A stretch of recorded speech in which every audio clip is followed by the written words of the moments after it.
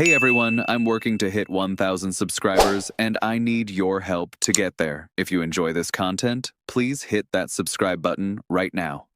What's going on, Mets Nation? And listen, I need you to pay very close attention to what I'm about to tell you because this might be the most important video I make all off-season. If you've been wondering why Pete Alonso is now wearing an Orioles uniform, if you've been confused about how the Mets let their franchise home run leader just walk away without a fight, I'm about to give you the real answer, and it's going to make you absolutely furious. Make sure you hit that like button right now because what I'm about to expose about David Stearns and this front office is something they desperately don't want you to understand. Here's the headline that should tell you everything you need to know. David Stearns never made Pete Alonso a contract offer, not one. Not a lowball offer that got rejected, not a competitive offer that Pete turned down, nothing, zero. Complete radio silence. And I'm not speculating here. This has been confirmed by multiple reporters who cover the team. Pete's agent, Scott Boras, was sitting there waiting for the Mets to engage, waiting for some kind of proposal, some kind of negotiation, and the phone never rang, the email never came. David Stearns just let the face of the franchise walk into free agency without even attempting to retain him. Now, some of you are going to say, well, maybe Pete was asking for too much money. Maybe Boras was being unreasonable. Maybe the Mets knew they couldn't afford him. And to that I say, are you kidding me? This is STEVE Cohen we're talking about. The man is worth over $14 billion. He just got approval for an $8 billion casino project. He could sign Pete Alonso to a 10-year, $500 million contract tomorrow, and it wouldn't even register as a rounding error in his net worth. Money is not the issue here. It has never been the issue. So if it's not about money, what is it about? Why would David Stearns, the president of baseball operations for the richest team in baseball, not even make an offer to a player who hit 226 home runs in 6 seasons, a player who the fans love, a player who wanted to stay, a player who is a proven commodity in New York?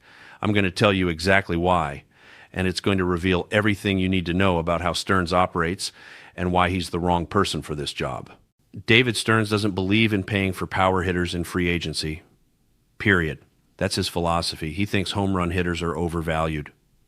He thinks you can find power cheaper elsewhere. He thinks the market for first basemen and designated hitters is inefficient and that smart teams don't allocate major resources to those positions. And you know what? In Milwaukee, with a limited budget, that philosophy made sense. You can't pay everyone, so you make choices about where to allocate your dollars. But this isn't Milwaukee. This is New York, and we don't have a limited budget. But here's where it gets even more infuriating. Stearns didn't just passively let Pete walk. He actively decided not to engage. And the reason, according to people who understand how he thinks, is that he wanted to see what the market would be for Pete first.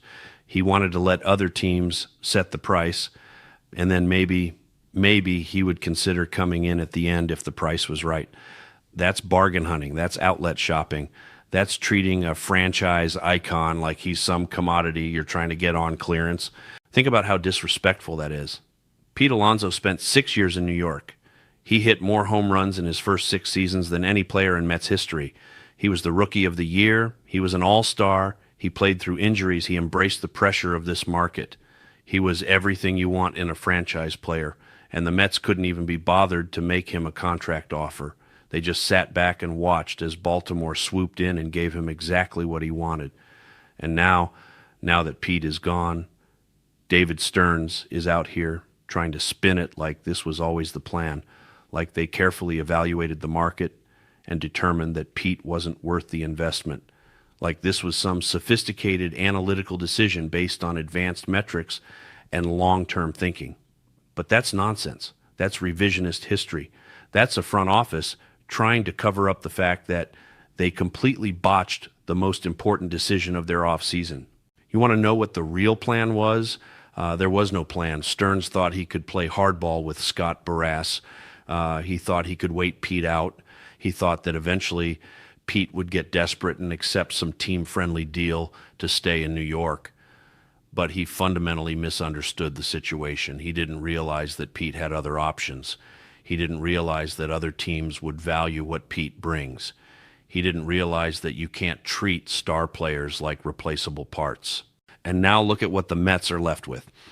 They signed Jorge Polanco to replace Pete's production. Jorge Polanco, a guy who hit 8 home runs last season, a guy who's on the wrong side of 30, a guy who got a $40 million contract that everyone in baseball is laughing at.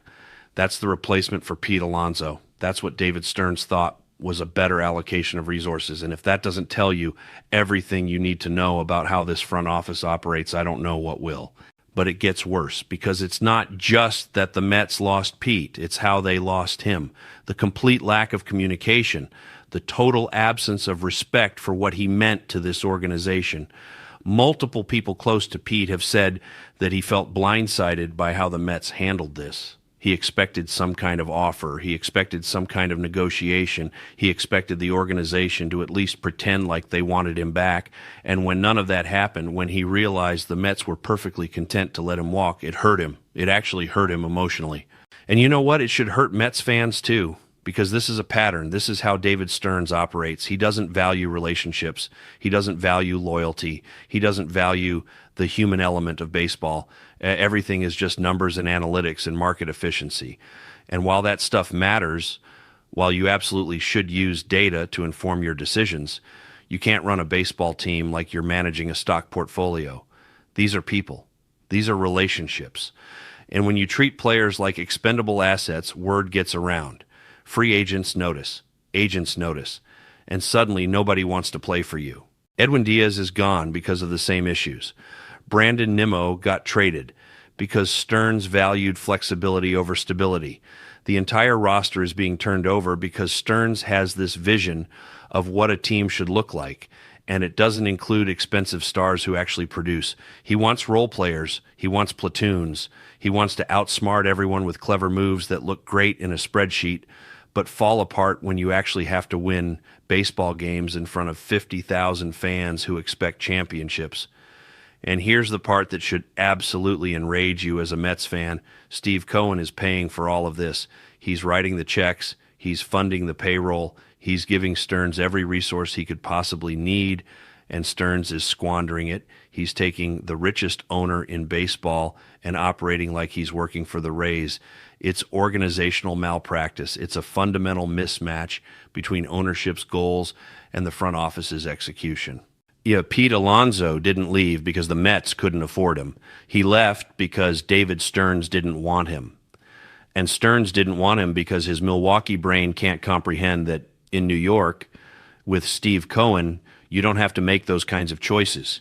You can keep your stars and add more stars. You can pay for production and not worry about whether you're getting market value. You can actually build a team that's designed to win championships instead of one that's designed to barely stay competitive while minimizing payroll. The Orioles are going to love Pete Alonso. He's going to mash in that lineup. He's going to hit 35, 40 home runs. He's going to be an all-star.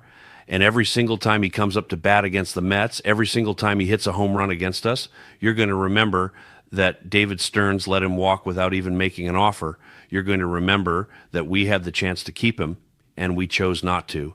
Not because we couldn't afford it, but because our president of baseball operations was too stubborn and too arrogant to recognize what he had.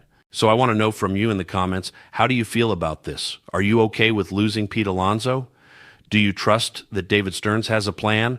Or are you as angry as I am that we just let a franchise icon leave without even trying to keep him? Because I'm telling you right now, this decision is going to haunt the Mets for years. And when it does, when we're struggling to score runs and wishing we had a middle-of-the-order bat who can change games with one swing, remember that it didn't have to be this way. Hit that subscribe button if you want more honest Mets content that doesn't sugarcoat what's really happening with this organization.